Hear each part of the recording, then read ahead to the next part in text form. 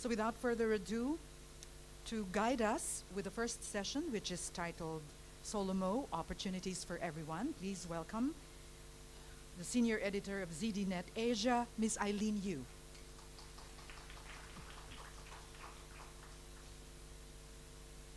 All right, hi everyone. So since we're running a little short of time, I hate being tall. I'm just going to introduce the first speaker for the session. It's Eddie Chow. He's the founder and CEO of Brandtology. So if you're worried about your brand, he's the guy to call. And it's an online brand intelligence services provider, and he's been around the industry for a while. So I think I'm just going to let him just start the talk. Eddie?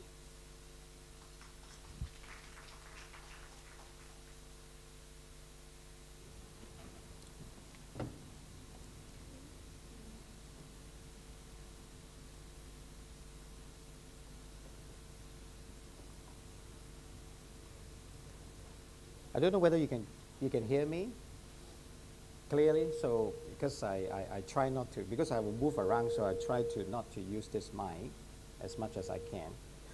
But it seems that there's some feedback. A very good morning, and I will try to make it as informal as possible. And especially, after the break, I can see that some people are still outside, and I know we are running out of time. Now, what I have been asked actually to do is to try to link, the social media intelligence, that what I'm doing right now in Brandtology, to Solomo. I mean, I don't know whether I sort of pronounce it correctly. Brandtology is a company I founded about 4 years ago. We look at, all the social media conversation at that time. At that time, I think Twitter is still very young, and Facebook is quite in the infancy yet, but we believe that that is something that a lot of intelligence or insight you'll be able to get for the brand owner, right? So at that time, I would say that it's a really hard time to sell this kind of services or technology, because most of the time when you present to the C-level people, the CEO will say, Facebook, Twitter is only for the kids.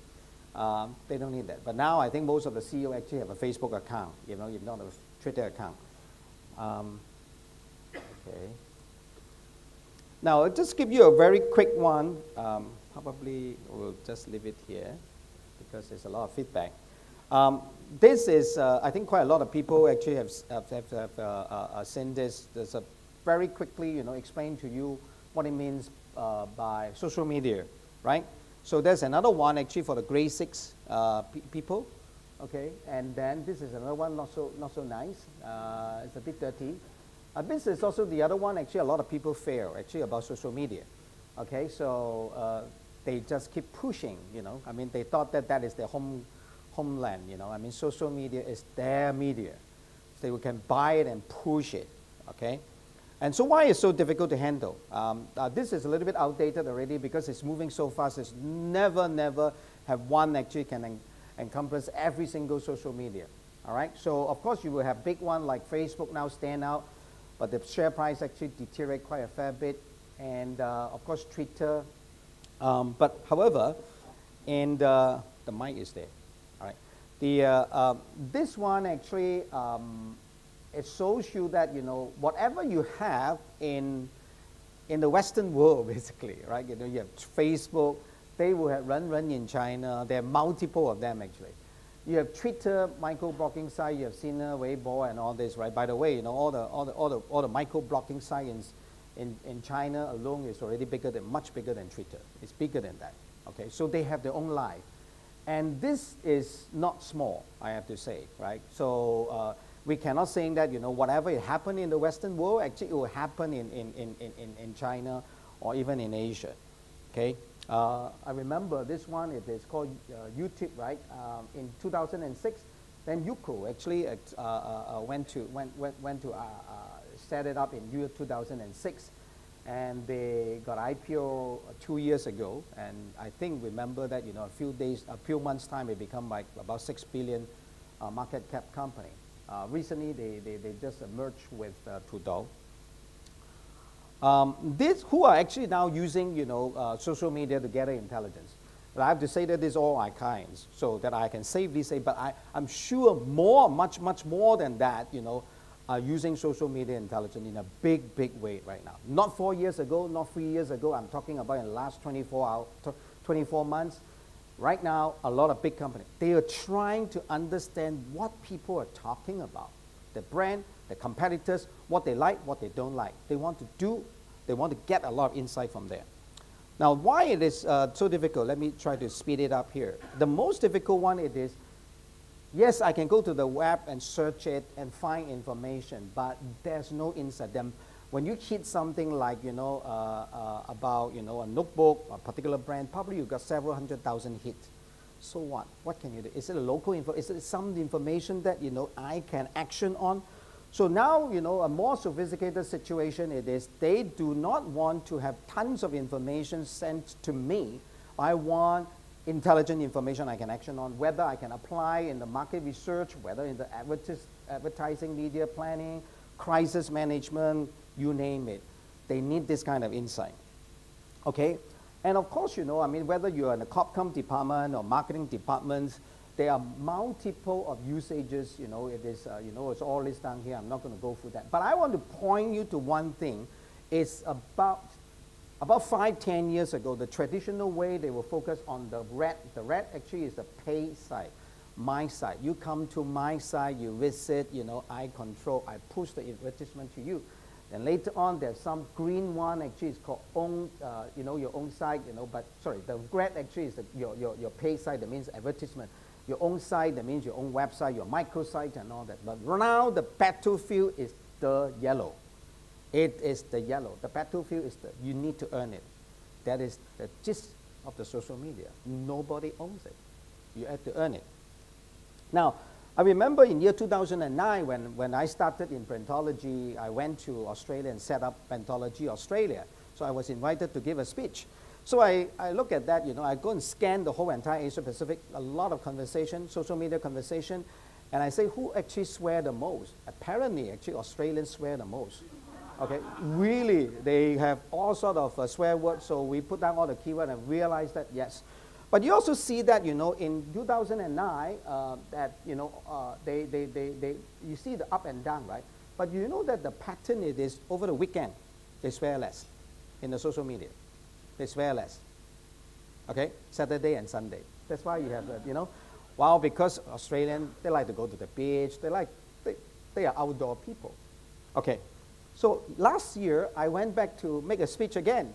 They invited me, so I did it in Sydney twice and one in Melbourne. So I did it again. I say, okay, what happened this time? The vulgar word. I couldn't see the patterns. Now, why is the peak? Actually, that is last year in July. The Norway twin attack, the guy killed a lot of teenagers in the island and all that. So that's why they really don't like it, so they swear a lot. Okay, but the weekend, sort of like, the quietness in the weekend, no more. Do you know why? It's because of mobile. A mobile phone in year 2009 is not proliferated in, a mobile device, not phone. Even the iPad, and all this, is not in Australia at that time. But last year, a lot of people, when they go to the beach, they also bring the iPad, iPhone, all the mobile device. So that's why even though after they swim, they will start, I just swam. So it changed a lot. The pattern changed, okay? Next one, we did something, I think end of last year, together with Tribal DDB. It's to gather a lot of like Twitter, or comments from, from those forums and blogs and all that about the mood in Singapore, okay? I don't want to talk about education. This one is more for transportation, the public transportation, the SMRT, and the taxi services. You can see that, the positive comment is 24, but the negative comment is 3,159. The neutral comment is 2,628. So actually, it's not a good mood all the time, okay, for Singapore. It's still on, by the way. Last year, we also did one for the general election, but I have to declare that, no party actually engaged us, okay? So we did it for fun, for passion, what Lou say, for passion, okay? So Tribal DDB, again, with us, we have this side, it's still on, we got Singapore party time, okay? So But we zoom in. This is very interesting, right? For example, if you sort of use a mobile device actually, or anytime, anywhere, they blog about it, they trade about it, right? Even though in the CBD at Orchard Parade Hotel, all right? Or you talk about Ang Mo Kio, sorry, your conversation, we will classify that back to the Ang Mo Kio constituents. So that's how we do it. So we gather all the conversation. It is Still Life is very nice graphic actually. You know, we zoom into even individual MP, you know, and all that during that time. So, but interestingly, if we look at just pure social media comments and all the PAP actually lost big time. So we have some award and all this last year. This year we have an award. So for that, it's quite fun actually. Last year we have one actually for in London. Now this is another one we did. Again, you know, measure the mood with Nestle. Okay. So then in the Nestle, basically in the Facebook page, actually they did it is together with us and other agents and saying that measure the mood. So you click the button, we will give you the mood meter again, you know, and then say it is today, it is a mood level. Is anything above 50%? Not too bad. I'm talking about in Singapore in general, all right? So you get a cup, good coffee, okay? Now, one of the things actually in the past 12 months or even 24 months, a lot of people say, okay, I know the conversation. Can I influence them? I mean, I'm talking about from the brand perspective. For example, you're Singtel, right? Or you're StarHub or M1, you know, I mean, can I influence you, right? A lot of restaurants in your site, right? Everybody is really want to talk to the top bloggers or foodies, actually come to my restaurant, write something good. Okay, how can I connect to this kind of people? How can I influence them? Okay, let's look at that. For example, this is what we call KOL, Key Opinion Leader, or Online Key Opinion Leader. KOL is now everybody really wants to use that, reach to the mass. But this one actually is in China as using a Weibo. One company, I don't want to name actually, is they want to promote this pair of shoes, nice picture. Okay, so they blog about it, okay? They tweet about it. And the first hour is about 143 reposts, or we call retweet, okay? Second hour, the third hour. The fourth hour is quite interestingly, why it shoot up? Because there's one guy called Sam Lee actually joined in the conversation. We tweet the post about your product. So look at the conversation, right? At the layer one, that means, you know, for example, I am Eddie Chow. I got 100 friends, right? Probably 50 of them go and retweet. But because he retweet, the friends of friends actually also retweet. Or friends of friends of friends. That means it's layer one, layer two, layer three, so on and so forth. Now, how far they can go down, okay? It's very interesting. If we look at that, typically after layer three is job, okay? We'll show you some hard data as well. Now, you also see that, you know, if you have really good follower, right? Like Sam Lee, he tweeted, he himself, because of him, he got 511 posts retweet. Not too bad. Okay. Now, we also did some study about, you know, when you retweet, okay? Whether in Twitter or Weibo and all this, right? There's a half-life, okay? The first hour is always, boom, very fast. A lot of people, boom, see that, retweet, okay? That means they broadcast for you, free of charge. But after 2.5 hours, it gone down by half. So after 3 hours, it died down. So we advise company, if you really want to do that, every 3 hours, you retweet your post again. Because people will forget, okay? So, but can you retweet again and again, you know, for 1 week? No. My advice is 2 days, okay? So why there's a peak of this? It's because there's another influencer joining the conversation at night. That's why you got a peak. This is all real data, by the way. How to find those connections? We did quite a lot of research on that. You have to analyze the guy and the site, you know, the guy, we give them a score from 0 to 100, basically. You see, you know, how many followers, how many times he's an author. As an author, you have a higher score. As a commenter, lower score. So we have an algorithm actually and do that, okay? And this is the Harbour City, is one of our customers in Hong Kong, but they're very big. They contribute, this Harbour City shopping mall, unbelievable. One shopping mall contributes to 6.7% of the retail revenue for the whole of entire Hong Kong. One shopping mall. Okay, why? Because you look at that, you know, all the Gucci, Louis Vuitton, you know, all the big shops, you know, and all this are inside there, you know. Who are the shoppers? mainland China. So they are super big in Weibo in China. So they don't even bother about the shopper in Hong Kong. They know them already. It's how to attract those China shopper to come to shop in Harbour City. Now, this is a site actually we rank those people, and also you see that, you know, about 82% of the people we analyze, actually they are female. Wow.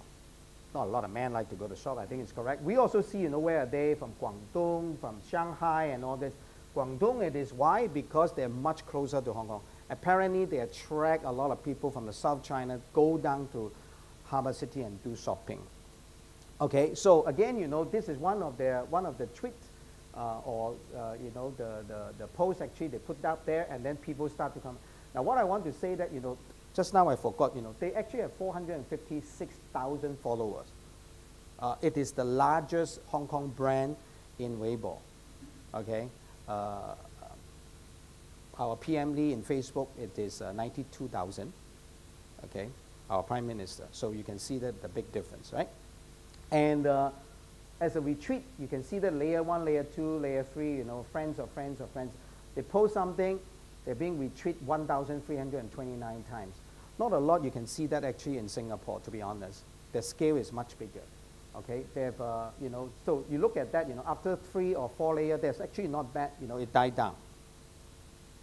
Now, come back to hometown, Singapore, Mr. Brown's. I think a lot of people have talked about that, right? So let me analyze about Mr. Brown. That's where our technology analyzes him and just pull out some of the data from our systems about Mr. Brown.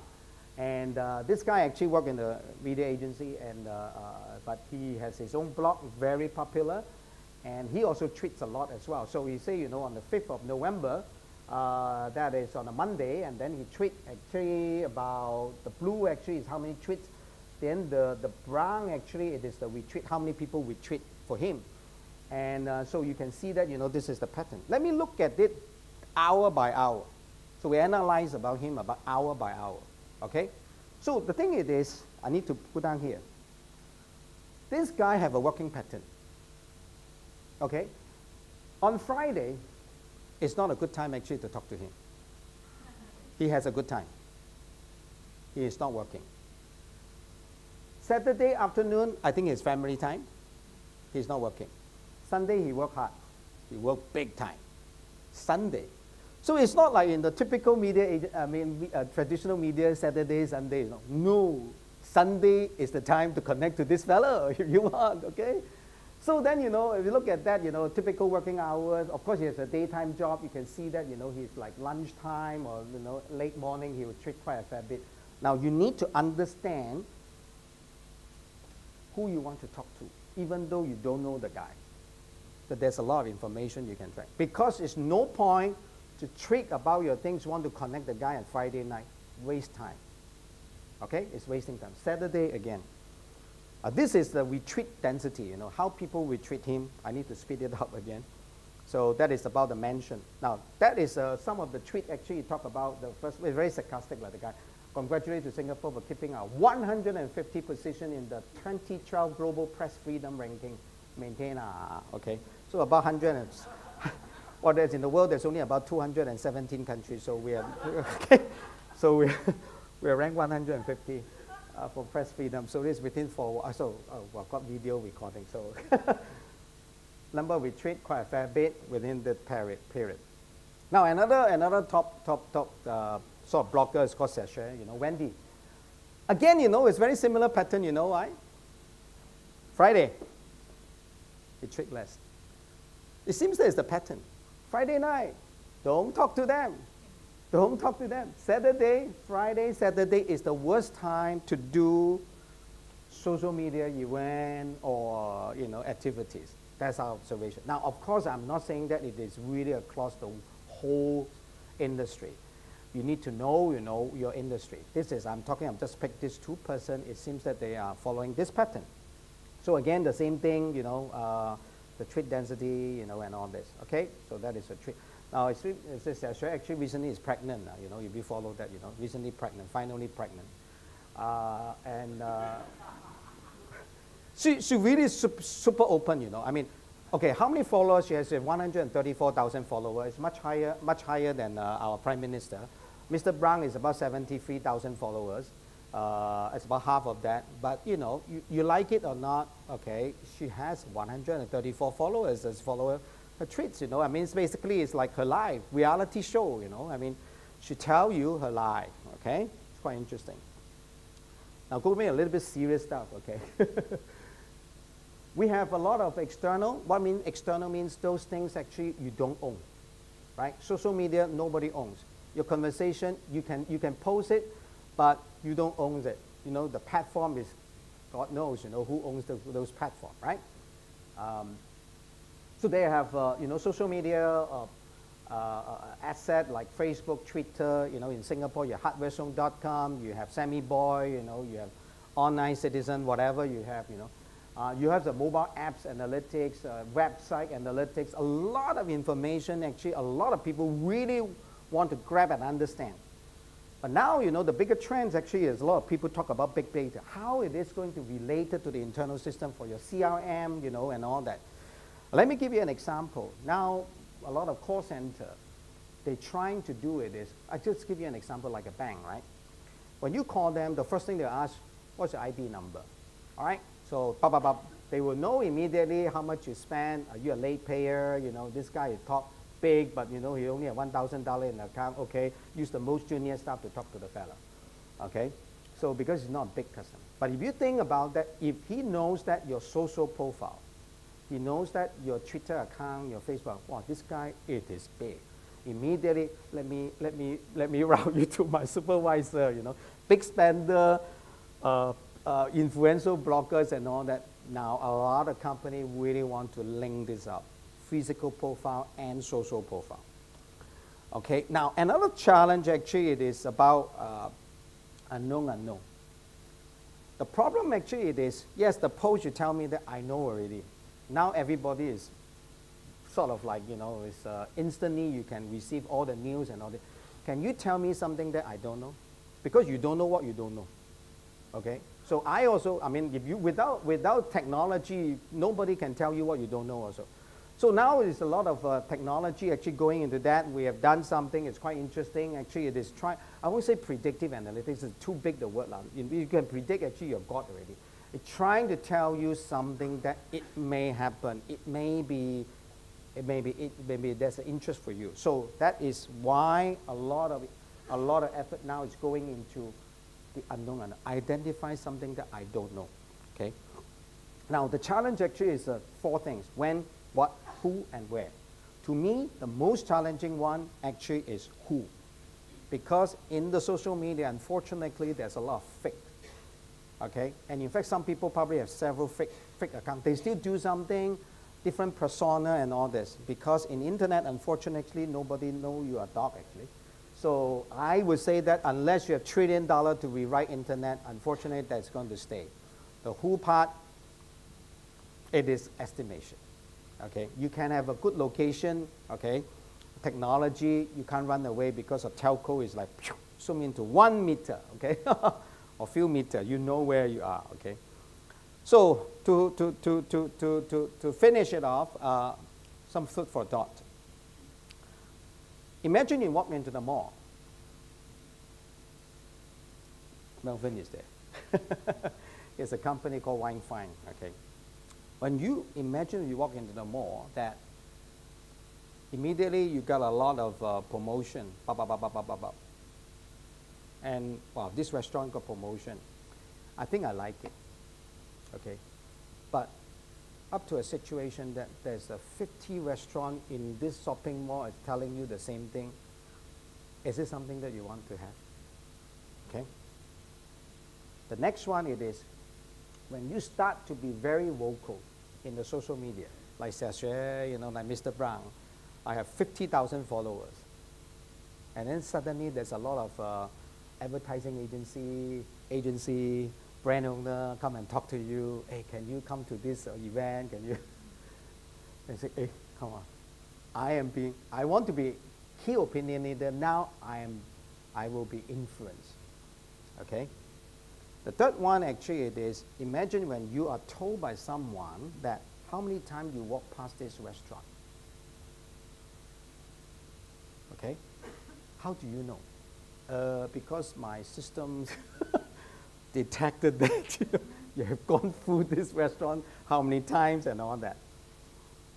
I believe that, yes, there's a lot of freedom inside there, but at the same time, you cannot abuse it. So I strongly believe, in fact, in Europe, there's a lot of regulation. It's going to protect the privacy.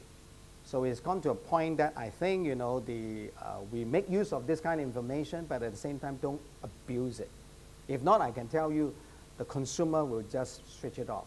Personally, I switch off my GPS most of the time because I do not want people to know where am I. Okay? Partly it's because I have half brain actually on the security business, so it's not so good. Is it a like, really a like? I mean, it's actually have 134,000 followers in Facebook account, and they have to like you to dislike you. So there's more to it. You need to understand the sentiment of these followers. And at the end of the day, of course, you can track, I'm in that business. But I also start to see, some actually start to abuse it. Abuse means, I want to connect this one, But if everybody want to do the same thing, at the end of the day, the fundamental is you cannot sell lousy product. You have to listen to the feedback. If they keep complaining that your product is wrong, your product is not good, your color is wrong and all that, listen.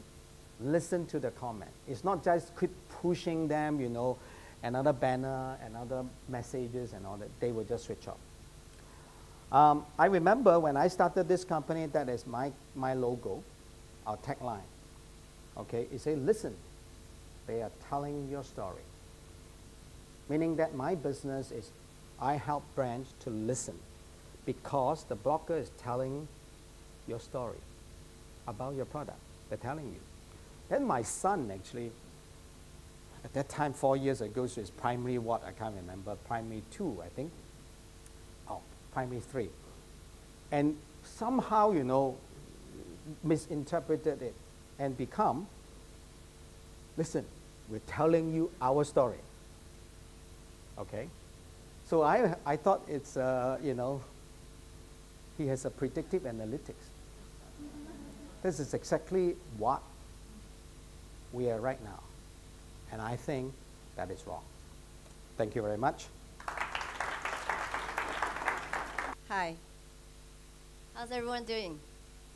Okay, I have to caveat, okay? I literally came back from Shanghai and I did a red eye. So I'm actually struggling to keep awake, but I promise I won't, and I only crash after the session, okay?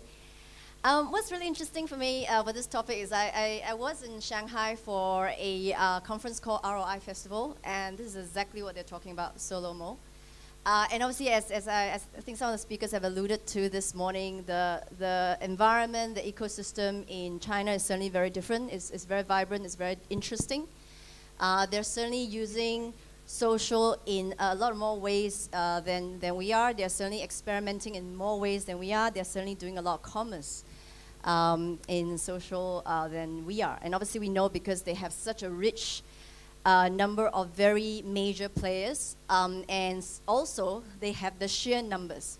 Their numbers are so huge, it's just amazing. It's just mind-boggling sometimes just sitting through a publisher presenting an update and telling me how many millions of visitors they have each day, and you kind of go like, God, I can't even imagine those numbers.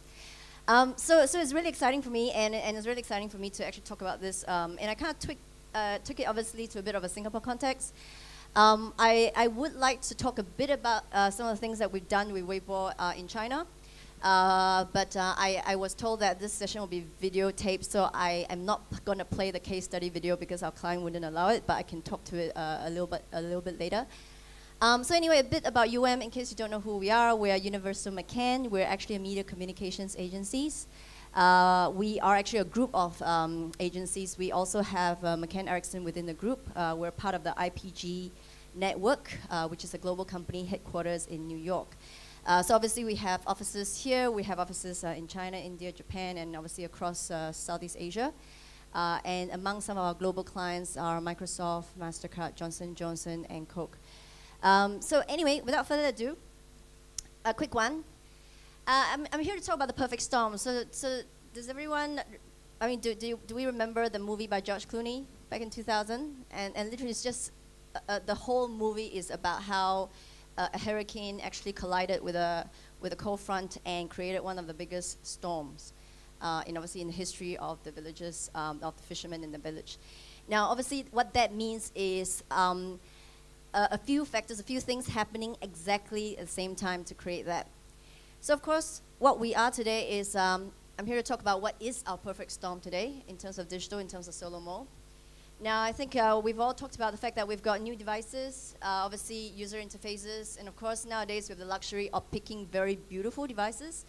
I believe some of us in the room would remember how our mobile phones used to be, basically look like a brick and probably weighs like one.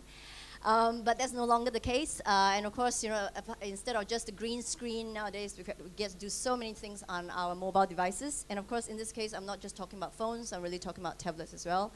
And obviously also about PCs and desktops. Those are still important for us. But on top of that, we have social platforms these days. And of course, we have other platforms. But certainly because our topic today is social, we certainly have that social platform that allows us to have much, much more consumer experiences than we've ever had. There are obviously much more interactions or opportunities for brands and consumers to interact. And certainly digital technologies, and I'm sure some of you in the room are players in that area. Certainly the enablers, that's really important to actually make the experience happen as well. But last but not least, connectivity. And why I'm actually putting that into kind of the emphasis. Very simple, very simple experience. When I landed in Shanghai a few days ago, and I was in Tokyo just before that, the frustration I had when I arrived at the airport, the first thing you do is turn on your phone. You try to do some stuff during your downtime. You want to check your emails during your downtime. I was in the cab. I could not get the network, right? So I couldn't get the connectivity. Frustrating, right? A few years ago, you won't even think of that. A few years ago, people are not expecting such content on demand, but we are now. So whether we are aware or not aware of it, connectivity is actually driving our lives. Apart from everything else that we've got, apart from the fact that we've got a device. But what's a device without connectivity? What's a device without social platforms or interaction or with brands and experiences and content? So basically, bottom line, we need that perfect storm. So devices, we know it's ubiquitous. We also know that as consumers today, we have so many choices. That's amazing. But I think at the same time, it can get quite frustrating. I think, I don't know if you guys were across recently, there was obviously all this flag from the US especially, where iPad 4 has been launched, and it was about 7 months after iPad 3. So people who's gone off and bought the iPad 3, literally go like, well, thanks, Apple. You just made my new device obsolete within 7-8 months, right? And of course, recently we've got the iPad mini. Again, obviously this is an unofficial story. The unofficial story is that Steve Jobs never approved that size. So that size, that prototype already exists for a long time, but to him, no, that is not the right size for the kind of consumer experience that he wants to deliver. So it actually never made it to the market when he was alive. It's like an unofficial story, okay? But interesting enough, they roll out an iPad mini, and obviously there's all this talks about, it doesn't have this retina thing, blah, blah, blah. But having said that, it's still sold out. So the attraction of devices, the attraction of new devices, that's very exciting. And talking about media, now we, obviously in the media agencies, we talked about communications with clients, and obviously, we have Eddie talked about, Brandology. By the way, we subscribe to Brandology. I don't know if you know that. has a regional subscription to that.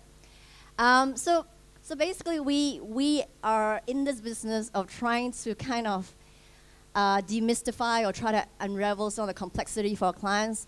Now, obviously, sometimes we talk about fragmentation, sometimes we talk about integration, but honestly, it's both. It is very fragmented right now, and obviously, different markets has different characteristics to it. Doing media in Singapore is certainly different than if you're doing in Malaysia or Indonesia or Philippines or Thailand. Simple example with Indonesia, for example, and there was a chart earlier that talks about how high the penetration for mobile are in those countries. Now we know that Indonesians are probably the second largest country outside US to be accessing Facebook, and they access it via mobiles. So the frustration our clients have in Indonesia is that I believe that Facebook is the right platform. I know I can reach my people there, but I can't reach them via PC. I really should be reaching them via mobile, right? So basically one of the concerns that they have is that, okay, if I invest in Facebook ads is something that is an ad unit for the PC, right? It's not something that you actually can see on mobile unless you get into this whole sponsor stories and everything, and then that kind of gets into content strategy talk. But that's frustrating, right? And of course, from our perspective, I talk to Facebook very regularly, and I kind of say, look, and of course they said, oh, Indonesia is a really, really important market for us. And I said, yeah, then it should be right at the top of your priority that you actually develop a mobile solution, a mobile advertising solution for Indonesia as a starting point. That is your most ripe testing ground, okay? So they did say that the app is on the roadmap, so I'm still waiting for some of that to come through. But certainly there is a need right now for a lot of collaboration between agencies like ourselves, as well as basically platform owners, because it is via us that they could actually understand what our clients, what brands need. Is via partners such as Brandtology, obviously, that we understand what consumer may potentially need, or what we discern that they need, what we detect they need. And of course, at the same time, creative agencies are also, collaborative partners that they're very important in this whole game. So certainly, nowadays, we don't talk about social without talking about mobile. We don't talk about mobile without talking about possibly display. Obviously, in display ads, mobile still works to a degree, depending on what you're selling, depending on what you're promoting. And certainly nowadays we talk about broadcast. We no longer talk about digital as a niche media. We talk about it as a mass media. I will talk a bit about an example where we've used Weibo in China, literally just Weibo only to actually launch a new product. And that's mass for our client, okay? So again, back to connectivity. Lovely phone booth. I tried using that once, and it's one of those days that my phone died, and this was in Australia, and I went to that, and I can't for the life of me know how much it costs to make a phone call. But you know what? It is something that I guess from a nostalgia part of me, it is still something that's actually really worth us remembering that it exists, and it still exists in some countries. But having said that, the picture on the right is what interests me really. I was in Bhutan about 2 years ago, and I don't know if you guys are familiar with a tiger's nest. It takes you about 3.5 hours to hike up there, and it takes a long time, and you feel like I'm in the most remote part of the world. I mean, this is kind of like this country is quite I guess they don't actually have that many visitors. But when I get up to the temple or the monastery there are monks with phones. Yeah, and it's great, it's great. So, hey, it's like no boundaries. And of course, good old Mr. Mark Zuckerberg, he wants to transform the way we consume information and obviously the way we actually connect. And absolutely, I think we are all already going down that direction. And of course, different markets has different characteristics of different consumers' consumption that's actually shaping the way that market is growing. But definitely, if I may say so, Asia is the place to be right now. I've spent about 8 years in Australia. I literally came back from Australia about a year ago, and I have to say that what I've seen in the last year in Asia, in Singapore, is way, way more exciting than what I've seen in Australia. Not to say that Australia is not advanced. They're very advanced. In fact, they're very mature. And I guess because of the maturity, probably it's not as exciting. Maybe. That's for me. State of connectivity, nothing I need to repeat, nothing you don't know about. Now, obviously, I guess the point I'm going to try to make in this slide is that I've always had a view, and I've been in the retail industry before. I've always had a view that if any retailers were to test any so-called solomo kind of launch a product, I think Singapore is the best place. Okay, because the thing is, this is the place whereby we have with a very substantial penetration of devices, of usability, and obviously, our talent pool, our educational level is there. Now, obviously, I guess to Lou's point about the fact that, Singapore is too small a market, yes, I agree with that. But I would say that, we could potentially position ourselves as a trial, as a lab for a lot of global companies to test their product, to test their solomo connectivity kind of whether it's an app. You know, because certainly, and of course, if we also embrace foreign talent, and I do because I was a foreign talent in Australia myself, I think we can certainly, even within this country itself, collect you know, a sample pool of people from different countries just to test different products for, you know, obviously for any of our global clients or regional clients. I think it's not so surprised that a lot of my global clients have their regional headquarters in Singapore. You know, so certainly from that perspective, we've already done that right. We've got the infrastructure. So that's really the point I'm trying to make with this slide. And then, of course, it's all well and good, and there's, of course, this whole talk about data plan and how much it costs. And I didn't put Singtel up there, obviously. I don't know how many of you actually remember this story or know about this story. This is about maybe 2 years ago in the US, T-Mobile. Basically, it's a story about how this lady, she has her brother's phone subscription in her, obviously in her plan as well. Brother went away to Canada for 2 weeks of holiday. He was obviously doing all the Facebook updates. He posted photos. He downloaded maps, blah, blah, blah. He did all the stuff that you would do. Obviously, you do because that is the best thing. In fact, the connectivity is the most important thing when you're traveling. You actually missed it most. You know, because there's so many times when you're overseas, especially, I'm sure, you know, especially if you think, oh, great, I've got this great app, you know, that tells me what is nearby, so I can be anywhere, and I can go do that, and the next minute it's going to tell me what it is. But some of these apps needs connectivity, right? Of course, recently there's some really good players, such as TripAdvisor. They've started developing guides that allows you to download it, and then you actually can roam offline. But certainly, from that perspective, you know, you don't have all of them embracing that yet. But having said that, that story obviously with this this lady's brother did whatever he was doing, as a matter of factly, and at the end of the month she had this bill that cost $200,000. Okay, and obviously it became quite a controversy because of the fact that, of course, you know, she's like she can't pay for it. You know, I mean, she's just an average, you know, income earner. She's not gonna pay for a $200,000 bill.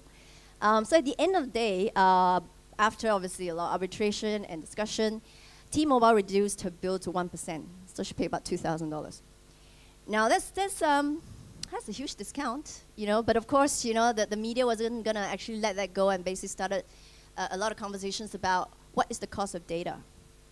You know, and maybe I wouldn't ask you this question, though. What's the cost of data if you can discount it by 99%? So I guess, you know, the thing is that it is certainly something that, you know, consumers want. I personally, I'm waiting for someone to come up to actually start this business. I'm waiting for someone to actually start a business to say that every single person who's bought an air ticket to get out of this country for either travel or business, it automatically comes with a data plan at a certain price. It's a bit like selling insurance, right? So people buy travel insurance. So why wouldn't we? No, I know that Singtel has that plan, but you have to actually proactively call and enroll. I know that. Yeah, but you have to proactively do that, right? No, and I do that. I actually subscribe to that. But like I said, you know, it's still to me a very proactive, because to me it's like it should just be factored in my air ticket or something, right? Seriously, because the airline knows where I'm going. They know how many days I'm in that country. So I mean, like I said, I'm still waiting for an airline or maybe even a credit card to come along and do that. So anyway, what does this all mean? Power to us. Connected consumer. And what's important, and obviously I say this a lot to a lot of our brands, a lot of our clients that I work with, you know, at the end of the day, we need to answer the question for the consumers. What is in it for them? Okay? Today, you know, basically the consumer actually consumes media for a lot of reasons. Basically, obviously, you know, it is purely for an entertainment media hub. But they also get a lot of information online, whether it is via portals or social, you know, and in a lot of cases, they are reaching out to a lot of information that is cross boundaries, cross geography. So certainly from that perspective, it's also about developing themselves. Certainly we know as a shopping companion, we know that even as small as a country as Singapore, you know that people do not actually physically go into a store, you know, well, not that many anyway, without actually researching to actually know where they can find certain things. I mean, obviously, in Australia, where I was operating for a few years, you'll find that a lot of the big departmental stores, they have begun to actually get into e-commerce. And the way they've done is they've done a lot of product segmentation. So, product segmentation. So what they've done is they've identified the products that people buy all the time. So all the repeats. So like, for example, if they're targeting moms, you know, and especially moms with babies, for example, the repeats are diapers. The repeats are, you know, milk formulas, etc. So they put these products online, obviously in the e-commerce site, because they know that these are the things that moms will buy and potentially even have a repeat order all the time. So they have all these functions to save orders, etc. And what it means to the moms is that when they then get into a shopping mall, they have time to do a lot of other things that they would enjoy, right? Because otherwise, a poor mom is just having to, you know, get all this stuff. So similarly, with a lot of grocery supermarkets, they are doing the same as well. So we know that, you know, today, basically with the perfect storm that we have actually been able to do a lot more things, you know, on the go or in the comfort of our homes than we ever been before. This very quickly is just to show you, we have actually a study called Wave 6 in UM, and it's actually a proprietary study. It is in fact the only global social media study that has run for 6 years. We ran it 6 years ago. We actually have, it covers about 62 countries and about 41,000 respondents. So basically what this is that we found that from the survey that in terms of social needs, it can be defined into 4 different categories or 4 quadrants: fun, self-development, connection, or enablement. And of course, within fun, there are things like hanging out, wasting time. And of course, self-development, there are things like learning something new, etc. And of course, from the survey results, we could actually basically mark where the countries are in terms of what the consumers are skewing towards in terms of their need for whether it is whether they're using social for self-fulfillment or whether they're using it for fun, etc.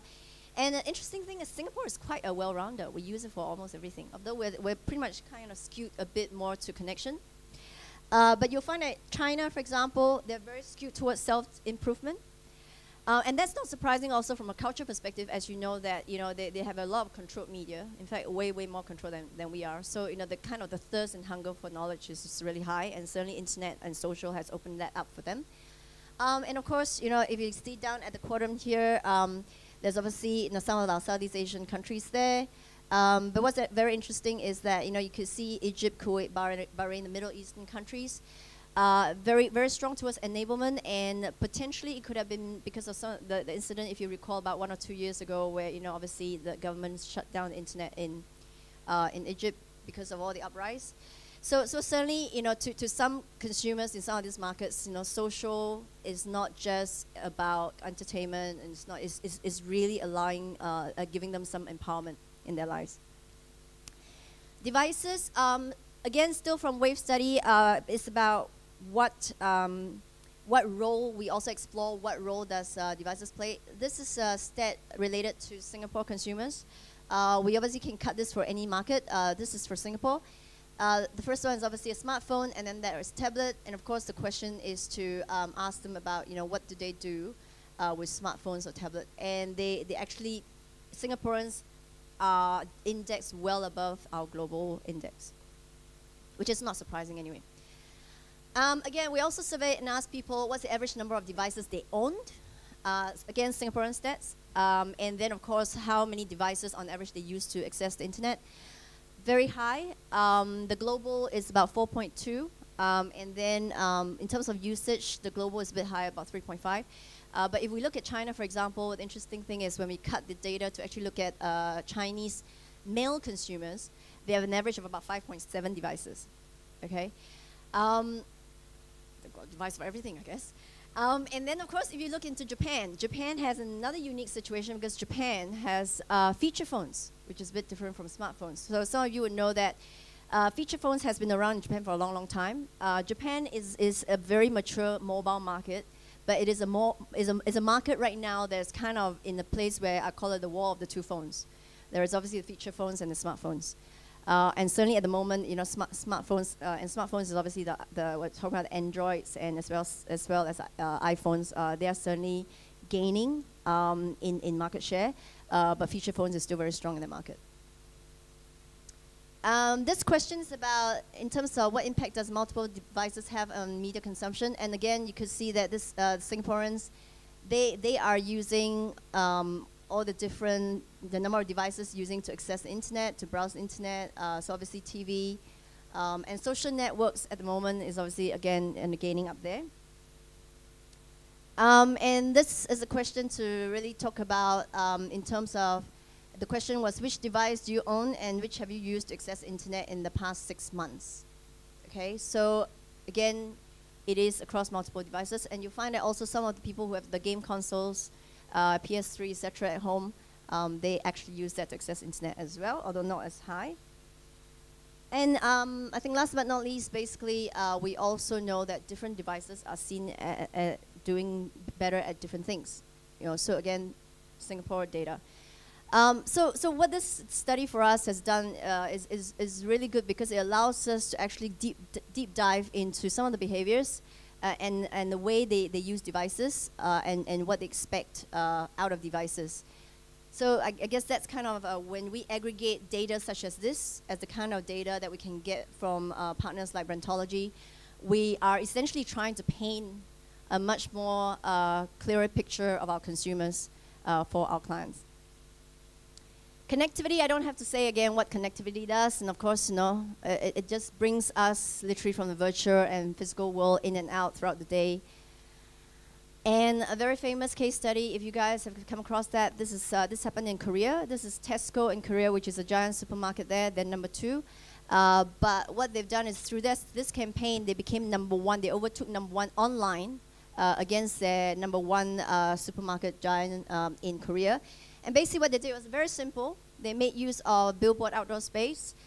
They literally replicate their whole display in a supermarket with all the different merchandise, with all the QR codes.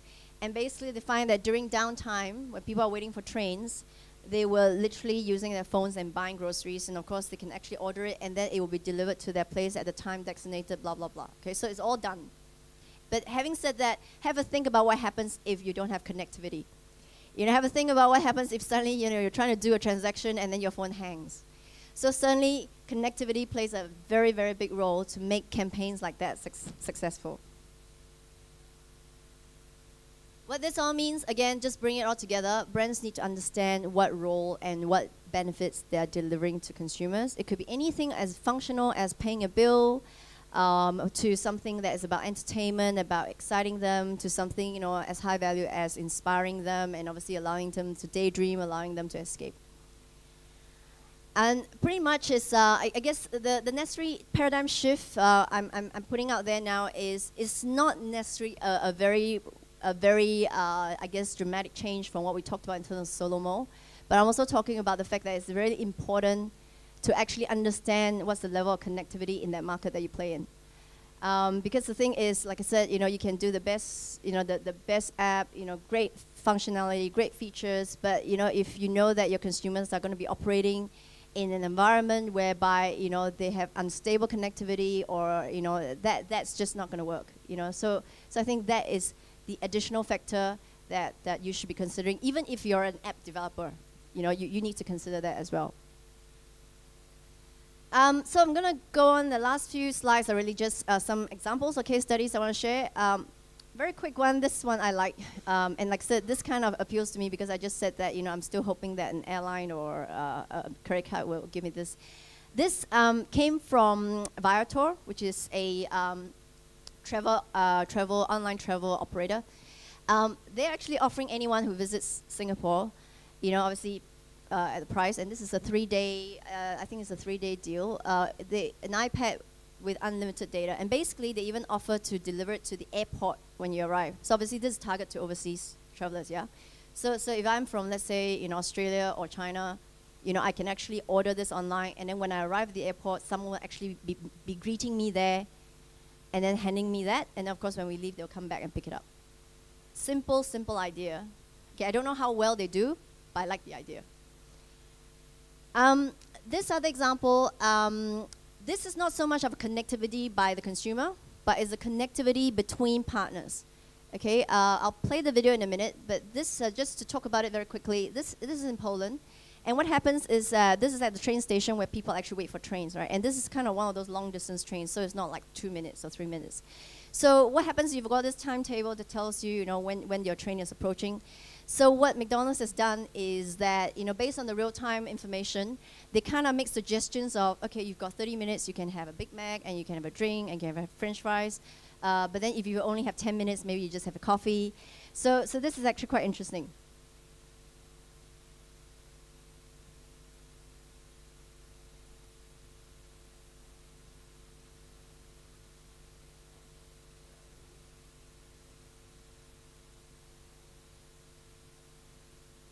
We are at the central train station in Warsaw. The McDonald's restaurant you see is located close to the station. The station itself is no different to any other train station you know. People are waiting for delayed trains, sitting in different places, hanging around senselessly. We thought, could McDonald's do something about it? In cooperation with Polish State Railways, we programmed a special timetable and installed it on the way to McDonald's. Apart from real-time information, the timetable displays waiting time not in minutes or hours, but in hamburgers, cokes and fries you manage to eat before your train leaves. The longer you wait, the more menu items show up on the screen. Let's say you go to Krakow. You manage to have a Big Mac, Coke, fries and an ice cream. As the time goes by, your menu shrinks until there's only a coffee left. The passengers loved the timetable immediately and started to spend their time at McDonald's.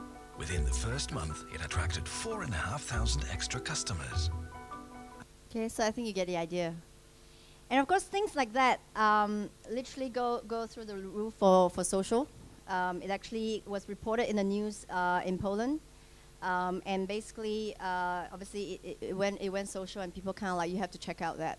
And what it really means for McDonald's is business, right? At the end of the day, it's all about dollars and cents, right? So that's what brands want, you know. But it's just a very simple idea, but a very, very effective one.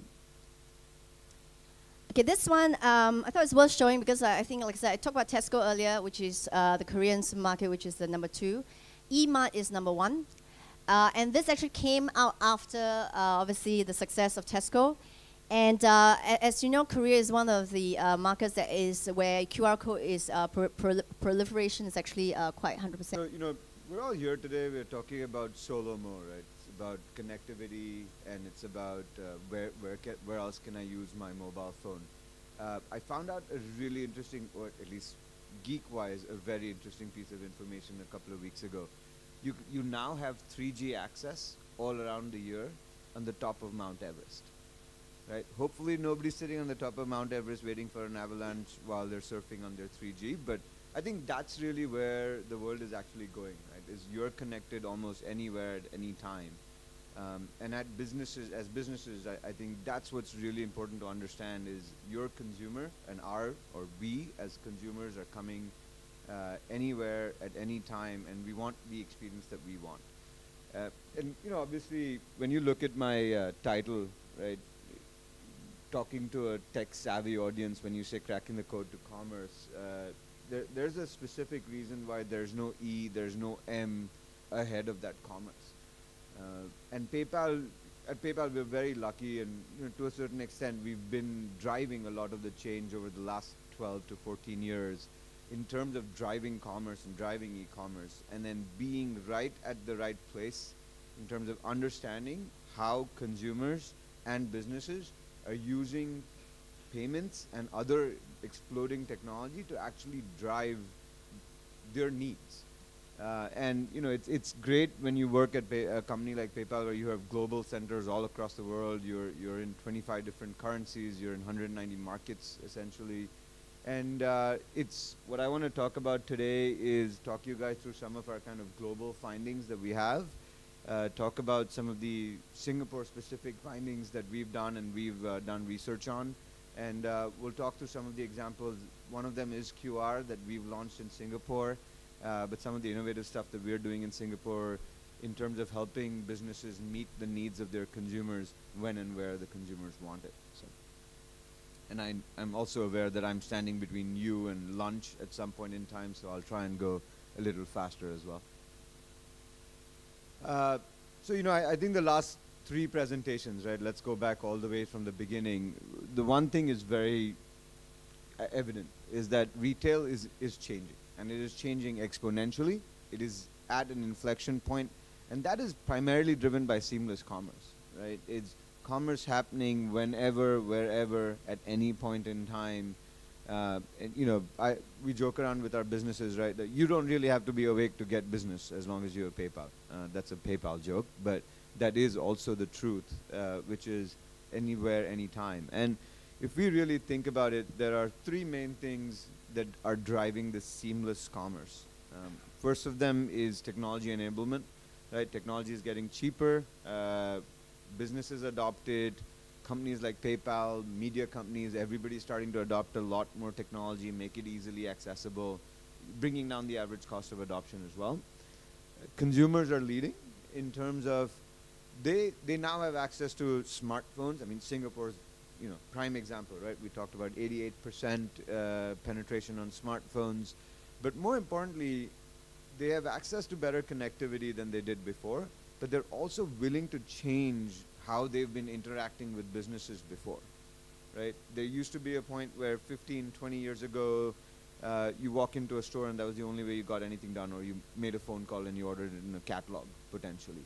And now it's almost unheard of to order in a, you know, through just everybody doing everything that they want through a catalog or through walking into a store. E-commerce is now a part of it, and mobile as well. And I think that leads to the third thing, which is as consumers are changing their wants and their preferences, it's very important for businesses to actually meet the needs of those consumers, again, when and where the consumers want it. And they're adapting as well, right? That's a core part of their growth, and they need to adapt to keep growing. It's a part of their business strategy as well, because they're consumers in their normal lives as well. So all 3 of these things are key to driving the change in commerce, and all 3 have to be happening essentially simultaneously, with technology probably leading by a little bit, to keep driving these inflections that we expect to see across multiple industries and multiple sectors. So, you know, 4 buzzwords, right? We're all here. We're here for 3 of these buzzwords. But the interesting part about these 3 buzzwords, right, is they all essentially mean and link to the oldest concept in the world, which is commerce. So whether it's social, local, mobile, you can call it 12 years ago, or 15 years ago, you can call it something else, you know, whenever the phone was invented and catalogs came out. But at the end of the day, it is commerce. And that's all that a consumer, that's we as buyers or experiencers, let's call it that, that's what we want. I just want to get my stuff done, and I want to get it done fast, I want to get it done easily, and I want to move on with my life. And I think that's really where you have mobile now, where, you know, you have smartphones, and we talked a little bit about somebody with that big of an iPad or a Samsung tablet that they're making a phone call on, but that's because they want to be able to surf when they're bored and take a phone call occasionally. And then you think about local, we've got a partner in Singapore called Spruky that, you know, you're walking in, your GPS is enabled, you get a SMS with a discount offer based on the code and location that you're on. So we're now getting, as businesses are getting into the ability to geographically relevantly target consumers when I want to target them, when I think that this is the appropriate time to target them. And then we give the consumers at the end of the day the social and the digital space of saying, I think I've delivered to you in the right time and in the right fashion, but I'm going to let you use it whenever you can, but I'm going to try and make it as enticing as possible. So targeting works, targeting is important, but it's also about giving consumers the option of saying, you have the power, right? At the end of the day, that is the truth. Consumers hold the power. I think you spoke about consumers holding the power as well. We as consumers like to feel empowered, and that's really what it is. And empowered consumers drive the new environment, right? So I have one touch of a button of finding as much information as I want, comparing prices as much as I want, and even buying while I'm on that phone. So I might be in your store, but you're whacked on the price or you're off on the experience to a certain extent. I can't find a salesperson. I'm going to go on my mobile phone. I'm going to find the information that I need. I'm going to use social to find reviews and crowdsource the reviews that I want.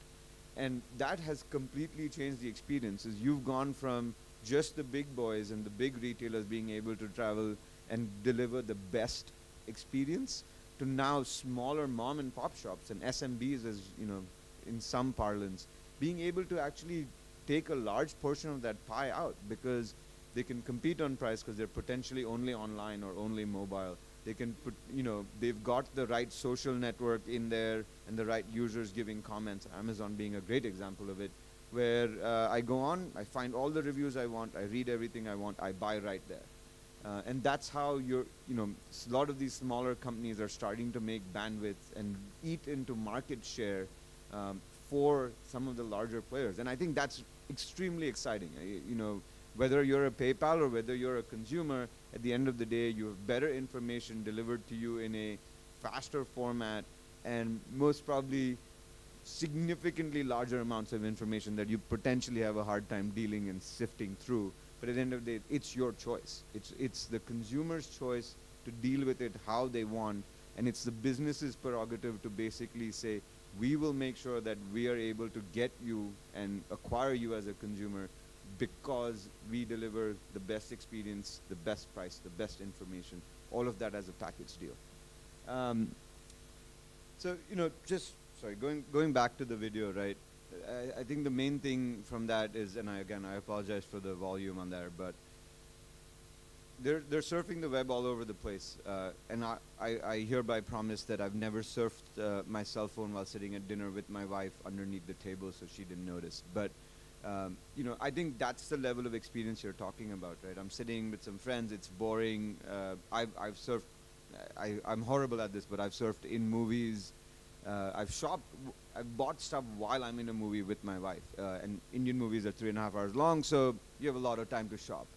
But, I think that's really the thing. As a consumer, I want to own the experience, and I want to be able to figure out what I want, where I want, whenever I want it. Which takes us to the other part of the entire loop, right? Which is businesses. So, or entrepreneurs, or, investors also to a certain extent, right? It is imperative for businesses to engage with consumers the way they want to be engaged, right? If I'm an email person, send me an email, but I may be an email person right now, but I will most probably become a mobile person in the next 2 hours. I think the brandology information shows I'm selective about when I choose to do what I do and how I do it. And I think that's why it's extremely important for businesses and entrepreneurs to understand that you have to be multi-channel. It is no longer good enough to be just a website, just a retail store. You have to be mobile enabled. You have to be able to leverage the entire solomo concept as a part of your core business strategy to drive scalable growth. In our opinion, if you don't have that as a part of your core business strategy, it will lead to a lot more competitive pressures in the near future. We're not talking 10 years out, we're talking a year to 2 years out. And we believe that's why businesses have to adapt, and they need to be able to kind of lever on innovation. Right? So a lot of SMBs or even larger businesses don't necessarily need to drive the R&D themselves. I think you're hearing some great stories. Brandology is changing some stuff, UM's changing stuff as well in terms of come to some of these larger companies that have the resources to drive innovation and to think about innovation to grow their business. You don't have to invest in it yourself. You have to essentially potentially lease it out in a certain concept. Going back to what it is, right? It's commerce. There are no lines. I mean, there's no online world and offline world. Raise your hand if you've surfed on a phone and watched TV at the same time while your laptop was showing some scores and updating. I've done it. Yeah, I'll honestly admit to it. I get yelled at by my wife for it, but I've done it. And I think that's the kind of point is I don't have an online life and an offline life. I have a life. And I have, well, at least I think so, yeah. And I have a life, and the whole point is wherever I want it, whatever I want it in the fashion that I want it at that point in time. So let's talk about mobile, right? Because that's hot and sexy right now. And this is what PayPal has actually seen globally across our volumes. In 2009, it was $140 million. Essentially non-existent, yeah? It's there, but nothing really to rave about. In 2012, we expect to end the year at $7 billion in mobile payment volume. That's 3 years, 50x growth, $7 billion. Right? That is no longer, that proves to us and to everybody else out there, that is not a trend you can any longer choose to avoid if you want to grow. And if you want to be relevant in whatever space you're in, mobile commerce is something you have to adopt as a part of your strategy. So I wanted to talk a little bit more about kind of Singapore and what PayPal has seen through some of our proprietary research as well in partnership with Ipsos. If you look at this data out here, in 2011, total commerce, so online commerce, mobile and online all together, was 1.4 billion, right? It's good, but it's not, something to jump up and down about. I think the GDP numbers that we saw earlier as well, right? It's not that you can't be just a Singapore company. You probably need to be a much more Southeast Asia company. But then let's look at the story a little differently, right? In 4 years, by 2015, you're growing pretty much 3.5x, 3 to 3.5x. But then let's look at mobile, which is growing tenfold. So in 2011, mobile was around a $300 million in payment volume, or $300 million in value. By 2015, it's 3.1 billion. Again, we've gone from what I call an M to a B transition, right? And that is very, very significant. And it shows that some of these global numbers that we're seeing are not just US and UK numbers and Europe numbers. This is reality that will reflect in Southeast Asia and India, for a matter. I think somebody showed some India data in terms of mobile access for India. I read, great statistic is in the next 2 years, 59% of the people will actually use mobile-only internet. So they will never access internet through their PCs or at their homes. It will be through mobile. That will be the primary and pretty much only device to access the internet.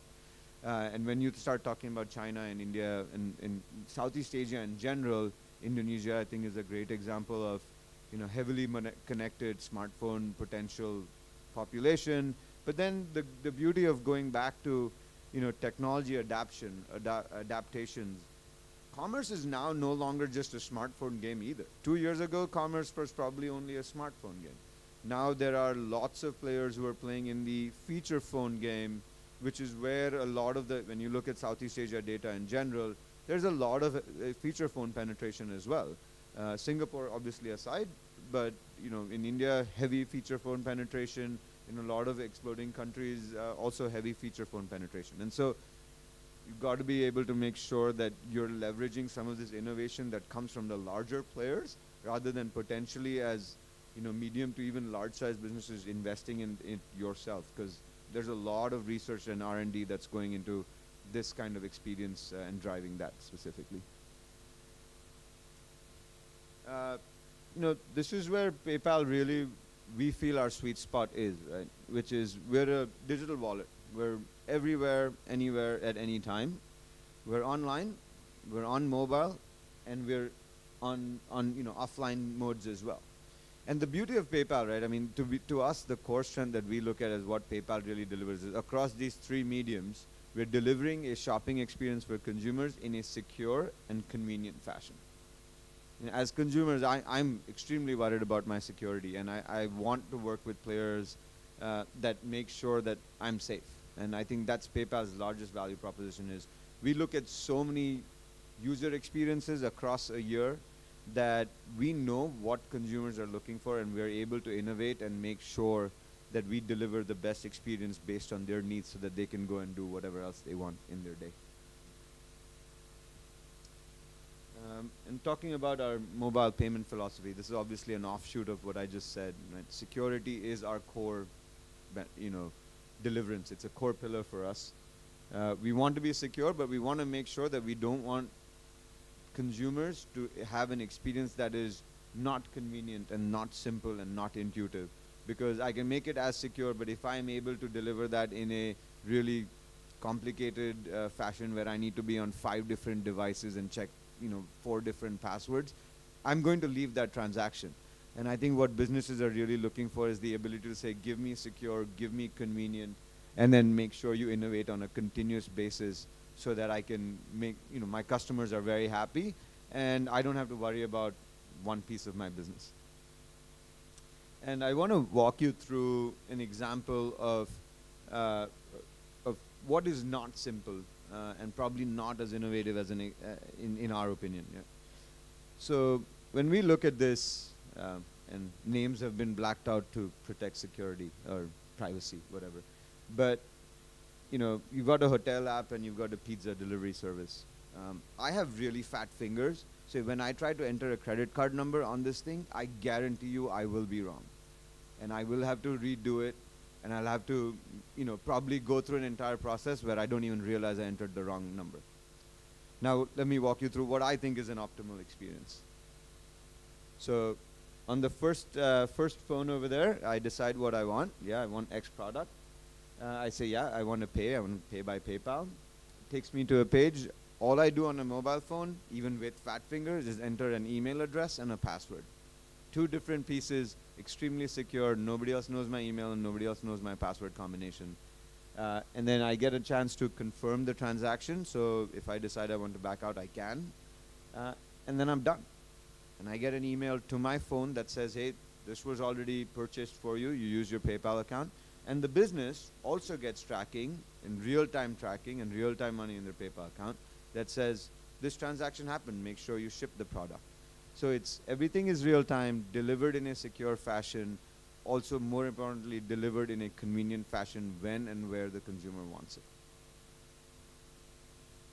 So these are some, I'm going to walk through a couple of quick examples of experiences that PayPal has partnered with in the region, specifically in terms of, I think of it very simply as saving consumers time.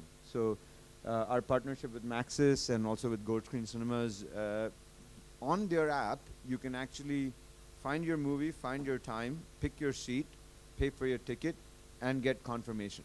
So it's completely ticketless, and you show up, and I don't wait in lines. I can buy this ticket while I'm on the train to the movie station. These are experiences that are important to people in our fast lives, right? I would love to have this every single piece of my life, be this easy and this organized. I talked a little bit about Spooky earlier in terms of local commerce. Spooky is a really innovative, in our opinion, very innovative concept that actually delivers you geolocated offers and coupons from retailers. And what it does is also it gives you the exclusive offers when it notices you're in a certain location. It then takes you to the ability to actually buy that product through the app and then also pay for the product. And gives you the option, either one, because I'm close by and I want the instant gratification of taking that nice remote control car home, of going into the store and picking up that car, or having it delivered to my house because I don't really want to carry it all the way if it's a big item. And I think that's really, to us, is the optimal experience, right? Deliver it to me when I'm close by and I think I might need it and I might want it. Make sure it's, seamless in terms of how I get executed through it, and give me the choice of doing what I want with it, either pick it up or get it delivered. And in terms of local, PayPal's also, this year we've been partnering with a company called Tago to launch something called Fan Clubs. And what this does is it's about enabling retailers to leverage their point of sale to use it as not only a payment engine, but also a social commerce engine. And how do you use it to create a loyalty base? We heard Brandtology guys, you spoke a little bit about loyalty base and making sure you can take just the likes into more of a marketing concept as well. And this, what we're looking at over here is you're getting more fans, you're able to interact with them, you have more information on them. And then from a checkout experience and a payment experience, PayPal also delivers an optimal thing, and we'll walk through the flow just to give you an example on it. But so I walk into an Adidas store, and this was a real life example. Walk into an Adidas store, I'm given an offer of saying, hey, with PayPal you'll get a specific thing. And it doesn't have to be necessarily with PayPal, right? But in this case it's with PayPal. I scan the QR code, I register for it, again on a heavily mobilized experience. And basically I become a fan and I register my mobile number. That's pretty much all I have to do. Register my mobile number and become a fan and accept the TNCs. Then I pick my product, really strong, nice orange Adidas shoes, and then walk up to the cashier and I say, here's my mobile number. They take my mobile number, they enter it onto their POS. I then get a text message on my phone that says, do you confirm this transaction? All I do is send back a yes,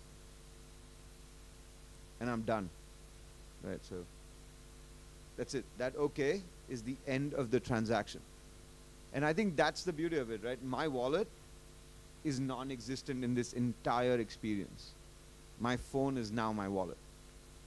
And I think that is really where commerce is actually going to. And you know, specifically in this fan club case, what also works out is based on certain targeting criteria and privacy exceptions, we also post onto onto a customer's wall or a fan's wall about the experience that they just went through, which helps businesses as well. Right? It helps get my marketing word out there. I've given an offer that is a good, strong offer, and I'm able to leverage that with social media and create a larger fan base and use their voice to drive my message and to drive more of my marketing as well. We'll talk QR a little bit because it's been brought up. This is something we launched in partnership with SMRT this year. If it's not clear by my presentation, I'm an exceptionally fidgety person and probably high energy, and I don't like waiting for trains. And that's honestly where our concept really came in from is, I'm waiting for a train, I'm waiting 3 to 5 minutes, I'm on a train for more than 10 minutes in most cases. How do we make sure that we give customers an option to not waste their time on that if that's what they choose to do? And that's what QR code, and specifically on PayPal, that's what it really drives. And taking, you know, again, we've heard a lot about QR codes. When you look at the experience that I showed you on the mobile phone, which is I pick a product, I enter my email address, I confirm it, I'm done. That's really what engineers the back of this QR code. So when I scan that QR code, it takes me to a product page. It says, yeah, that's what I want, or I want 4 of these items, and 3 steps, I'm done. I've done it in a secure way. I've done it so that I haven't thrown off somebody else standing next to me for reaching for my wallet. And I've now saved time, right? I've done it while I'm on the train on my way home. So just to end, right? Simplicity. I think when it comes from the word of a business, I believe it has more resonance than me saying it. But at the end of the day, that's what their consumers and their customers really want, is it's simple. And I think we can sit here and talk about Solomo and how big or how small it'll be. But at the end of the day, Solomo is nothing but an experience engine to drive commerce in the future in probably what is a very efficient, very targeted method.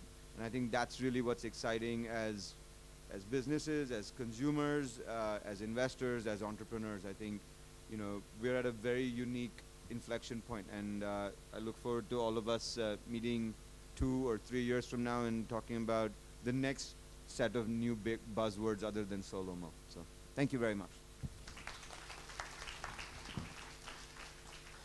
Thank you, Milind. While we're prepping for the next speaker, so Milind, when you're next on your bed watching TV and browsing the internet and checking your scores on laptop, never put a laptop on your lap if you're planning to have more kids. Just a word of advice. I'm a stand-up comedian, aren't I? All right, so the next speaker is Juzar Motiwala. I hope I pronounced that correctly. Oh, there he is. So he is the professor in the practice of digital strategy and entrepreneurship at NUS. And I think in his very illustrious career, he was part of the Cradle lab in NUS. And Cradle, if you guys are old enough as me to remember, Cradle was an incubator for startups in Singapore and much talked about at the time in the early 2000s during the dot-com bust. But I'm sure Juza will be able to talk to us about that. So take it away. Thank you. All right. So I guess my role is to help accelerate you towards lunch as soon as we can. Is it okay?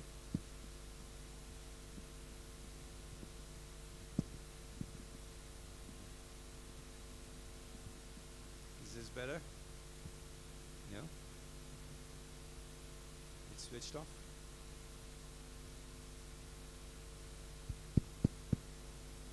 It's okay? All right. Well, okay, so let me see how this works.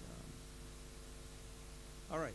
I've been involved with innovation most of my life, and I've been on both sides in terms of ventures. I've been on the side of being an investor, being venture capital.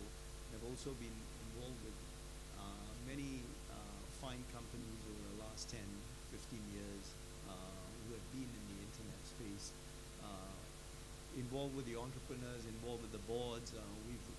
Across all the companies, we've raised probably $100 and $150 million for the various companies.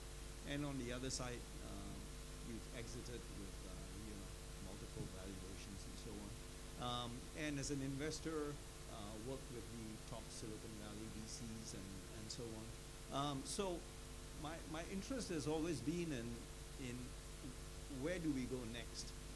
So I think we've had some really fine examples in the last few sessions of what's happening today. But where do we go in, not in 10 years' time, but just 2 years' time, 3 years' time, 4 years' time? What?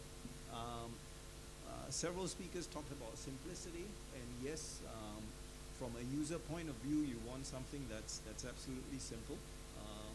But my interest is where the engine is a little more complex, a little more challenging, and therefore a little more competitive. So the classic example is when I used to have, when I used to attend the LP meetings, the Skype founders would come up. And for Skype, it's very easy to use, right? But they have amazing technology that goes behind it. And it was a proprietary technology which set it apart from 2,000 other competitors in that space at the time. Now, when we talk about Solomo, it's a very recent phenomenon in that sense, if you're trying to combine mobile and local and so on. And the first instance of it was, some of you might be familiar, just 2-3 years ago, where people would play with bump, right? So on your mobile phone, you have bump, and then when you are next to somebody who also has bump on your mobile phone, you sort of bump the phones and you exchange contact information, right? Yeah. So a very, very simple exercise. Now, of course, they've raised a little more money. They're trying to rechange what they're doing. But in a sense, Solomo is kind of just starting off. If you look at the major social networking type companies, if you obviously Facebook, whatever, billion users. You've got Tencent has maybe 700 million users. Who else? Sina Weibo is maybe 300 million. Twitter is 200 million. Now, as you go down the ranks, kind of Foursquare has only about 20 million users, and that's your archetype of a Solomo kind of thing. So maybe this suggests that there's a very interesting opportunity ahead that we have yet to realize. And of course, the big behemoths, the Facebooks and so on, are also going to get into that space. So from, in the last 2-3 years, as I see entrepreneurs in the internet space, they kind of tend to gravitate as far as this region is concerned. And you see this again and again. I'll just pick up 4 areas, and in fact, we saw that in some of the presentations earlier as well. You know, which domain do you want to choose? And people tend to choose domains that they identify with easily. So one example that people always go to is deals, you know. And to this day, I still see people talking about, you know, I have a new startup for deals. Now, we know where Groupon is headed, 90% off their market price. And yes, deals will always be around, but to create a new startup in deals, it's kind of, you've got to think of a very different angle to it. And that always tends to be missing, and we'll come across that. So yes, you know, I've come across maybe 10, 15 deals companies. And of course, in the Solomo case, as was mentioned by Milan, you know, there are so many companies now that are saying that at a particular location, I'll offer a deal to you, all right? And so that's become like standard practice, that everybody wants to be able to do that. But we need to go beyond that, obviously, because everybody can do something at the elementary level as far as that is concerned. Shopping, fashion, right? That's another favorite for everybody. And again, because maybe this is an, you know, if you go to some of the major competitions that go on, TechCrunch or Demo, there'll be a lot of these kinds of things going on. So everybody has a little bit of different slant. Recently, the recent crush there is, you know, trying to do some sort of 3D processing on it, image processing on fashion and so on. And so that becomes in vogue. But it has a lot of possibilities because nothing's really stuck on yet. The other thing people tend to go to is travel. Again, we all travel, so maybe it's easy to, you know, I was having dinner with the Asia Pacific director for the Hilton group, and I was talking about social media with them and you know, where you know, how do they handle it. And I think as Eddie mentioned about earned media, that clearly is the most important thing moving forward. And he said, you know, they've got a group of people in New York that manage this, yeah, I don't know how you manage earned media, but anyway, you kind of interact with it and you try to manage it so that the earned media falls into your, you know, you influence it to some extent. But what was surprising to me that the group of people they had in New York was 70 strong. So Hilton is 70 strong people in New York just managing social media, or the interactions that are out there and so on. And so the thing is, you know, again, a lot of people say, let me come up with a travel site or something to help tourists and so on. And then, of course, food, okay? So we saw Insing, Hungry Go Where, and all that. And to some extent, for all these 4 applications that we're talking about, it's kind of, you know, the thing that is the low-hanging fruit. You try to get, it's easy to get in, but the fact is that lots of people have already moved into that area. So you either have to come across something that takes you maybe something 2-3 years down the road that dramatically shifts the landscape in any of these areas, or go into some other domains. And there are lots and lots of domains where there is a lot of interesting work to be done. So differentiation becomes critical. As I say, you know, even when I've been either co-founding companies or have been working with entrepreneurs on the boards and so on, this is always the most difficult thing for us. You know, how do you differentiate yourself? Because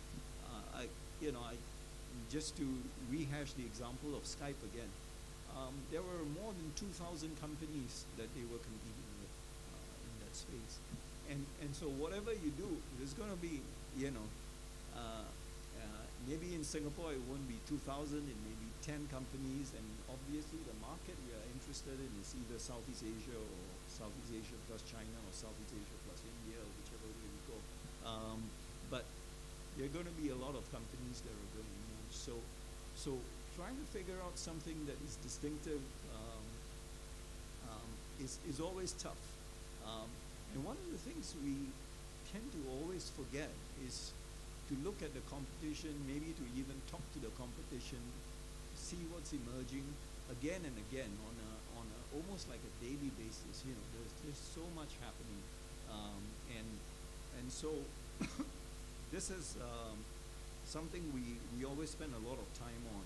And when you come to Solomo, that's critical again to understand what's happening in the area. So this leads me to the first things that's very important if you're doing anything in Solomo is really gathering of data, and you know, being it's data that's going to your ability to manage the data is going to be critical. If you look at Google, you know, they have maybe, depending on what numbers you look at, per minute there are 2 million or 3 million searches per minute. But on Facebook, there are about 1 million pieces of content that are being exchanged per minute. And that's a lot more exciting to figure out how you handle that than something which you can't do very much of, you know, which is the 2 to 3 million searches that are taking place in Google. And so what you're able to do with these pieces of content and in the social networking and so on is that you're able to curate, you're able to comment, you're able to share, you're able to rate, review, recommend. There's a bunch of things that are going on, a lot of activities that are going on. And I'll come to more about data as we go on, but your ability to handle tremendous amount of data is critical. And so what you want is the richness of the data. If you take, for instance, real-time bidding systems for ad impressions and so on, which is a $2 to $3 billion industry. Now, in the case of real-time bidding, the systems that are now emerging take care of maybe 2,000 data points. And so that's the kind of engines that you need to think about, and that sets you apart. If you're able to look at large amounts of data, manage it, and dissect it, and of course there are, you know, some really interesting technologies that are now available, industrial strength Hadoop and so on, that will help you play with this data. And of course the end goal always is targeting. You want to be able to target who if you're Facebook, you want to be able to help target for your merchant or for your advertiser or whatever it is. Now, I don't know how many of you watch Jon Stewart, and you know, so that's one of my favorite shows. Whether you watch it through legal channels or now it's available, I think on is it on StarHub or whatever. His most recent episode just after the election, and I wanted to kind of use the election as the U.S. presidential elections. A couple of points out of that, because I think that's an interesting phenomena that's taking place with respect to our thinking on Solomo as well. But Jon Stewart, on the day of the elections, he had the new guru that's come up, Nate Silver, on the show. All right. So those who are not familiar, Nate Silver is the guy who, on a daily basis, has this blog which the New York Times bought, called 538, which is 538 is the 538 electoral votes in the U.S. for the he would come up, he would spit out the probability that Obama or Romney would win. Now, this was based on not only all the polls that are there, but it was in the context of all the demographic data that he had. And also he analyzed what was missing from that data. So for instance, a lot of the polls were doing analysis on traditional methods, which was online or maybe offline or surveys and so on, but they were not covering enough people through cell phones. And the trouble when you do that, when you don't cover cell phones, is they were missing significant demographics. They were missing young people, they were missing minorities, and so on, all right? Because they are the ones who tend to use cell phones. And so you were, now, now Nate, so anyway, Jon Stewart introduces Nate Silver as the king of algorithms, all right? So this is what he basically does. I mean, it's essentially predicting which states will go for which candidate.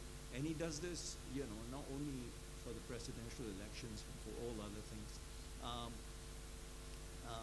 And so what we're doing is we're coming up with algorithms, all right? So that's the engine behind it. So if you have loads of data, you've got to have interesting algorithms that's going to spiel what is interesting to you. So let's continue on this election thing. The Obama campaign probably used the equivalent of Solomo, the extensive use of data and extensive use of algorithms, far more than most people do, most big retailers do, and so on. So for them, they had scores of, first thing is just like Facebook. Facebook knows exactly who its 1 billion users are, right? I mean, through whatever profiles they have. Similarly, the Obama electoral campaign had all the registered voters in the US in their data bank, all right? Now, what they needed to know, the first step is, which they've done in the past, which probably the Romney campaign also did, which is, A, what is the likelihood that you're going to vote for Obama or for Romney, all right? And then what is the likelihood that you're going to go to the polls, all right? So those are things that they already established in the last elections. But now they move forward one step further, all right? They said, for going to the polls, what is the likelihood that I can help change your attitude to going to the polls? And if you were and the fourth point, the fourth number that they were generating was, if you're a lukewarm supporter of Obama, can I initiate a conversation with you that will shift the likelihood that you will vote for Obama? All right? So see what's happening here. You've got social media coming in, you've got local coming in, because the only way,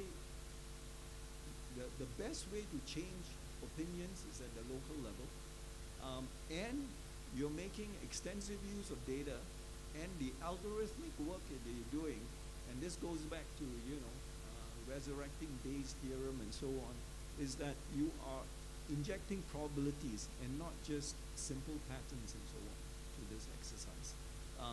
And this is really the trend of where things will be heading as we move along.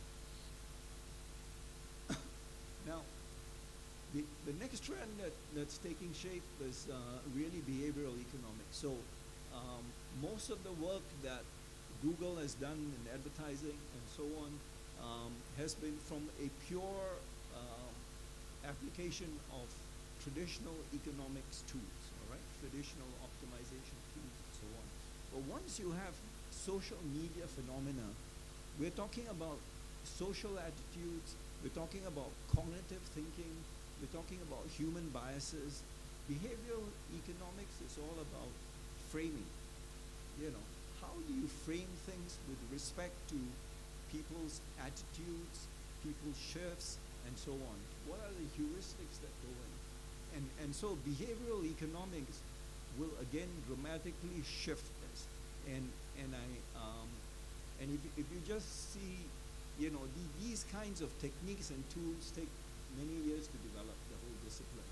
So the fact that some of the new Nobel laureates now are coming from the behavioral economics field gives you a signal of how consumer analysis, investment behavior analysis, and so on is going to shift. I'm involved with a venture right now where we're doing work on financial management, right? And providing financial management tools on devices to professionals and so on. And one of the things that we're going to do is not the immediate first generation, but the next generation, we will bring in behavioral economics concepts to provide, again, it goes back to how do you provide a differentiating edge to what you're trying to do. I'm involved with a global panel where we look at internet technologies from around the world. It's based in Paris, and we review hundreds, thousands of these new ventures that are coming up and so on. And the thing about being based in Paris, the French view is very different from kind of the US-centric view that we tend to always look at. The French look beyond just the economic, goods approach to what is the public good, what is the social compact, where is the philosophical discourse that takes place, and so the reason I'm bringing this up is that we examine things beyond restaurants and food and fashion and deals, which you might get at Demo and TechCrunch galore. All right, there are many other areas of human endeavor that are interesting, both from not just from a non-profit point of view, but also from a profit point of view. So activism, all right, saving water, green, the environment, and so on. There are many opportunities that are emerging here. One of the ventures that I saw was how in South America you are able to, through the use of cell phones at the local level, help save water, help people point to ways in which they could conserve, which will help their pocketbook as well, and so on. There's a very interesting case. There is a group for those who are journalists here. There's a new group called ProPublica in the U.S. And ProPublica was funded by a rich individual who wanted to encourage investigative journalism. So he gave them $10 million. They got top journalists from LA Times, New York Times, and so on together. And one of the things they did was they investigated the pharmaceutical industry. As you know, there's been a lot of instances of very physicians and well-known scientists and so on talking about research findings, and it's been found that very often their work has been paid for by the pharmaceutical companies, and so there's a question of potential conflict of interest and so on. Now, what happens is when the U.S. Whichever agency is in charge of that conducts claims against pharmaceutical companies for misleading data and so on, the settlement that is usually raised is not just the $1 billion or $10 billion fine that they pay, but they have to publish on their websites all the doctors, etc., specialists, and so on that they have paid for their services. And I was amazed. There are some of these physicians get paid $20,000, $50,000 to give a talk. And there is one guy who makes $1 million a year giving talks about, and many of them just take, the charts from from the pharmaceutical company. But irrespective, the thing is that they're all over. But what happens is that these pharmaceutical companies, they, on their website, first of all, every pharmaceutical company uses different data structures. It's captured in very indescript, format, and you usually won't be able to figure out. If you wanted to go and find out a particular physician, does he take any money from a pharmaceutical company? It would be very difficult for you to go search that data. So anyway, ProPublica has, as one of the journalists, is a hacker, all right? He constructed a scheme to go into all the data in the websites, bring it back out. So again, we're talking about data. We put some algorithms together to structure all the data and present it in a form where you can go to, I live in, let's say, Los Altos, California. Who are physicians in Los Altos, California, who have been paid any kind of fees by a pharmaceutical company? And boom, you go in, you can go to the site today, and you'll get the answer. All right. And so the thing is back to, not only are there, and very interesting, this guy used to then get calls from, for instance, from the Stanford people, because the Stanford professors, many of the professors are not supposed to take these kinds of fees. And they said, how the hell did you do this? Because we want to know on a regular basis how you go and gather the data and search it and do something. So I think the point is that there is a lot of rich data out there. And if we're looking at the next level of innovation, what's going to emerge in 3 years, 4 years' time, you've got to start working now on, in the solomo space, and especially where social media is involved, with how do you manage, how do you curate, how do you understand all the data that's out there. Digital tracking is another. Lots of sensors out there.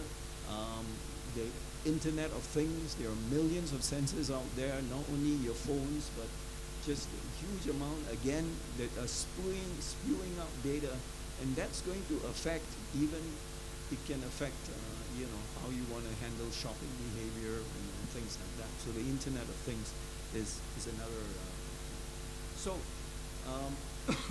I think it goes down to focus, which particular market segment you want to address. The whole solomo space is a big one. I'll kind of accelerate through this. A lot of people talk about lean startup, and so lean startup, the basic concept behind it is very simple. You're bringing sort of scientific experimental techniques to the process of how you go through a digital startup, iterate through the process and so on. But what is important for me is really that if you're, that the thing is that you are measuring and you're gathering data as a result of your measurements, and then you're learning from that process, right? So you have a system that you develop, you test it out with a few consumers, and then you gather data. But the question really is, as you're measuring, is you want to start setting a hurdle. The challenge you want to start from the beginning is you want to think about what you're measuring alongside with your value proposition, and not after you've developed the system, then say, which is very common. People who are applying the lean startup technique is after they've developed the code and so on, then they say, okay, now what am I going to measure, all right? And that just kind of takes away the hurdle that you're setting. If you start off by saying, I'm going to measure some really interesting stuff, it will affect how you design your code, how you develop your system, and so on. So I think with that, maybe I'll end my my chat, given that we do have to go for lunch.